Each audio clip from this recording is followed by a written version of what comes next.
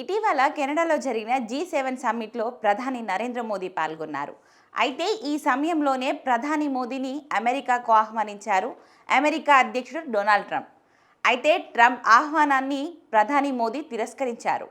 America వెళ్లకుండానే భారత్కు తిరిగి వచ్చేశారు. అయితే తాజాగా అందుకు గల కారణాన్ని ప్రధాని మోదీ వెల్లడించారు. తాను ఎందుకు ట్రంప్ ఆహ్వానాన్ని తిరస్కరించారో వివరించారు. అమెరికా అధ్యక్షుడు డొనాల్డ్ ట్రంప్ ఆహ్వానాన్ని ప్రధాని నరేంద్ర మోదీ ఇటీవల తిరస్కరించిన సంగతి తెలిసిందే. అయితే తాజాగా ఒడిశాలోని భువనేశ్వర్లో జరిగిన ఓ బహిరంగ కార్యక్రమంలో పాల్గొన్న ప్రధాని మోదీ అందుకు గల కారణాన్ని వెల్లడించారు.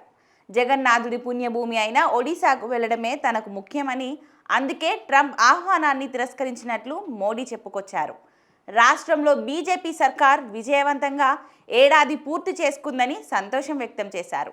నేను G7 సమ్మిట్లో భాగంగా కెనడా వెళ్ళాను. అప్పుడు అమెరికా అధ్యక్షుడు డొనాల్డ్ ట్రంప్ నన్ను అమెరికాకు ఆహ్వానించారు. విందులో పాల్గొనాలని అన్నారు.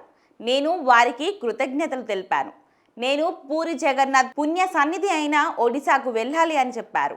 నేను సున్నితంగా ట్రంప్ ఆహ్వానాన్ని తిరస్కరించాను అని మోదీ తెలిపారు. ఒడిశాలో బీజేపీ ప్రభుత్వం ఏర్పడి ఏడాది పూర్తయిన సందర్భంగా ప్రధాని నరేంద్ర మోదీ తొలిసారి ఈ వేడుకల్లో పాల్గొన్నారు. ఒడిశాలో 18,600 కోట్ల విలువైన ప్రాజెక్టులకు ప్రధాని మోదీ శంకుస్థాపన చేశారు. ఈ సందర్భంగా ఏర్పాటు చేసిన బహిరంగ సభలో పాల్గొని ప్రసంగించారు. ఒడిశాలో గత ప్రభుత్వం హయాంలో అవినీతి జరిగిందన్నారు. అప్పటి ప్రభుత్వం కనీస మౌలిక సదుపాయాలు కూడా కల్పించలేదని మండిపడ్డారు. ఈ విషయంలో గత సర్కారు విఫలమైందని దుయ్యబట్టారు. రాష్ట్రంలో చాలా ప్రాంతాలు అభివృద్ధికి ఆమడ దూరంలో నిలిచాయని మోదీ తెలిపారు. ఇప్పుడు బీజేపీ ప్రభుత్వం అభివృద్ధి చేస్తుందని ప్రధాని మోదీ తెలిపారు.